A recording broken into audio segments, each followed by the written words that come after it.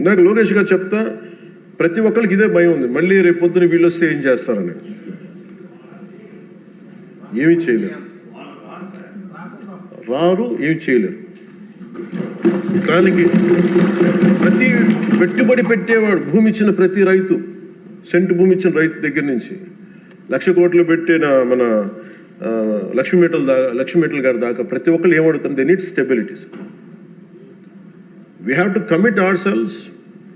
We will give stability for the 5 crore people of Andhra Pradesh. Through that we stabilize our country Bharat.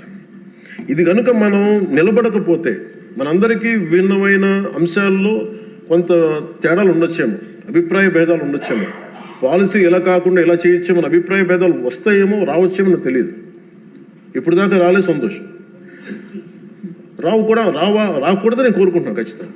కానీ ఏది ఏమైనప్పటికీ భవిష్యత్తులో మటుకు మనందరం ఒకటే మాట మీద అమరావతి రైతాంగానికి కట్టుబడి ఉండాలి, నిలబడాలి. This is my commitment. This is what our commitment from Janasena party to our trusted honourable CM గారు శ్రీ నారా చంద్రబాబు నాయుడు గారికి. మనస్ఫూర్తి ఇస్ అవర్ కమిట్మెంట్. మేము ఎక్కడికి దీన్ని మాట మార్చం, దీన్ని ముందుకు తీసుకెళ్తాం. దీనికి ఎంత డబ్బులు పెట్టాం, ఎంత డబ్బులు వస్తుంది, వీటన్నిటికంటే కూడా విసిగిపోయాం. 1953 నుంచి ఈ రోజు దాకా ఒకళ్ళేమో అటు బొమ్మ ఉన్నారు, ఇంకొకళ్ళు ఇటు బొమ్మ లేదు, మళ్ళీ ఇటు బొమ్మ అన్నారు. ఎవరి త్యాగాల మీద అందరికీ భాషా ప్రయుక్త రాష్ట్రాలు వచ్చినాయో, భాషా ప్రయుక్తతో నాందికి పలికిన ఆంధ్రప్రదేశ్కి ఈరోజు ఇంకా మనం కొట్టుమిట్లాడుతూ ఉన్నాం. ఇంకా సెంట్రల్ దగ్గరికి వెళ్ళి దేహాన్ని అడగాల్సి వస్తుంది. మాకు ఇవి ఇవ్వండి, మాకు ఆఫీసులు ఇవ్వండి, లేదా ఇందాక మీరు చెప్పిన ఆ షెడ్యూల్స్ రావాల్సిన ఆఫీసులు కానీ ఇంకా రావాల్సిన ఏమి రాలేదు. ఇంకా అడగాలంటే మన గొంతు చాలా బలంగా ఉంది. సబ్ రీజనలిజం అనే యాటిట్యూడ్ తీసేయాలి మన దగ్గర. మీరు ఉత్తరాంధ్ర, మీరు రాయలసీమ, ఏంటి రాయలసీమ, ఏంటి ఉత్తరాంధ్ర, ఏంటి గోదావరి జిల్లాలో అన్ని కలిపి ఆంధ్ర కాదా? అందరూ మాట్లాడి తెలుగు వాళ్ళం కాదా? అసలు తెలుగు జాతి ఐక్యతగా మనం మాట్లాడుకున్న మైండ్ సెట్ నుంచి నిజంగా బాధ ఏంటంటే మన ఆంధ్ర కన్ఫైన్ అవ్వాల్సి వచ్చింది. ఫైన్, భావంలో తెలుగు జాతి ఉంది కానీ గుండెల్లో ఓకే, మనకు reality is Andhra. Okay, let us accept Andhra. మళ్ళీ దీంట్లో కూడా ఇందాక మీరు చెప్తున్నారు, లోకేష్ గారు చెప్తామంటే మీ ఉత్తరాంధ్రకి అవసరం లేదా అంటే, ఇంకా మనలో కూడా మనకి సబ్ రీజన్స్ పెట్టుకుంటే ఈ రాష్ట్రానికి ఎవరు రక్షించలేడు. మన ఎంతమంది ఉండి మీరందరూ చదువుకున్న వాళ్ళు, అద్భుతమైన ఏమంటారు అనుభవం ఉన్నవాళ్ళు, మీరు కూడా మీరు కూర్చోబెట్టి దీన్ని బలంగా ప్రజల దగ్గర తీసుకెళ్ళిపోయి ఇదంతా మంది ఒకటే నేల, ఒకటే రాష్ట్రం, ఒకటే భాష, ఒకటే జాతి అని మనం బలంగా బల్లగుద్ది చెప్పకపోతే గెలుపు ఎక్కడ ఉంటుందంటే మన బలహీనత వాళ్ళ గెలుపు. అది గుర్తుపెట్టి, మన బలహీనత, మన అనైక్యత.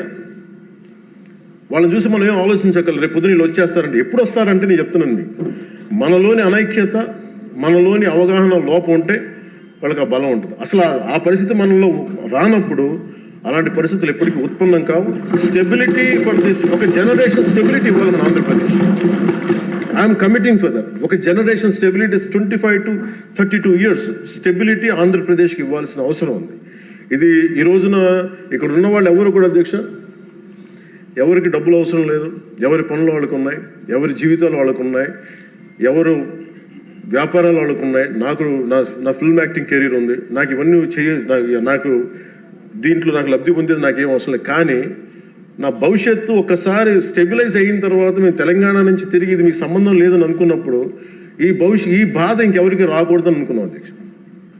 స్టెబిలిటీ పోగొట్టుకు డీస్టెబిలైజ్ అవ్వకూడదని ఒక వేదంతో ఈ రోజున అన్నీ వదులుకొని, తిట్లు తిని, ఇంట్లో ఆడబిడ్డలను తిట్టించుకొని, ఇంట్లో నా భార్యని తిట్టి, బూతులు తిట్టి, ఇంతమంది అందరి మీద కేసులు, మనం పార్టీ వ్యక్తుల మీద కేసులు పెట్టి, అటెంప్ట్ మర్డర్ కేసులు పెట్టించుకొని ఇవన్నీ చేయాల్సిన అవసరం లేదు. కానీ ఎందుకు చేస్తున్నాం అంటే we want to make sure criminalization into politics can not be tolerated, will never be tolerated. మీ చట్టసభల్లోనే కూర్చొని మేము దాడులు చేస్తాం, ఇష్టారాజ్యంగా కొడతామంటే మేము కూర్చోబెట్టి కామ్గా ఉండే వ్యక్తులు అయితే కాదు. మనందరం ఇవ్వాల్సింది కూడా చాలా బలంగా. We're here to give solid stability for Andhra Pradesh. తద్వారా పెట్టుబడులు చాలా బలంగా వస్తాయి. అది ప్రజలు, నేను ఆంధ్రప్రదేశ్ ప్రజలకి ఈ సభాముఖంగా సభాపతి గారి ద్వారా నేను చెప్పదలుచుకున్నాను. చంద్రబాబు నాయుడు గారి దగ్గర నేను ఒకటే చూశాను అధ్యక్ష. నేను ఎక్కడ చెన్నై నుంచి వచ్చాను, నేను హైదరాబాద్కి ఎర్లీ 90s వచ్చాను. 90s వచ్చినప్పుడు నాకు పుస్తకాలు చదివేటప్పుడు నాకు లీ క్వాన్ యూ గురించి తెలుసు. Founder president city state of Singapore. మేము చూస్తుండగా హైదరాబాద్ రూపురేఖలు మారిపోవడం నేను ప్రత్యక్షంగా చూశాను. మేము తిరిగిన మాదాపూర్ కొండల్లో కానీ లేదంటే ట్రెక్కింగ్కి వెళ్ళిన కొండల్లో కానీ అసలు ఏమి రాదు, ఏం జరగదని, ఈ కొండల రూపురేఖలు మారిపోతాయా అనేది చాలా ఆశ్చర్యంగా అనిపిస్తాయి. మేము చూస్తుండగా రోడ్లు వెడల్పోయినాయి. అసలు ఇంత రోడ్లు జనం లేరు కదా, ఇంత రోడ్లు దేనికి అనుకునేవాళ్ళం. అంటే 4 కార్లే కదా, 10 కార్లు వెళ్తాయి. బట్ ఆయన అందరినీ అప్పుడు పేపర్లు బాగా చదువుతుంటే మాకు అర్థమేది. ఆయన అందరూ అంటూ ఉండేవాళ్ళు మాటలు, ఈ ఏంటి వరల్డ్ బ్యాంకుతో కుమ్మక్కైపోయి చేశారంటే అది ఈజీగా ఉంటుంది ఆ మాట అనేయటం. కానీ దాని విలువ ఈ జనరేషన్ అనుభవిస్తుంది. ఒక పొలిటికల్ లీడర్ నెక్స్ట్ ఎలక్షన్స్ గురించి ఆలోచిస్తారు.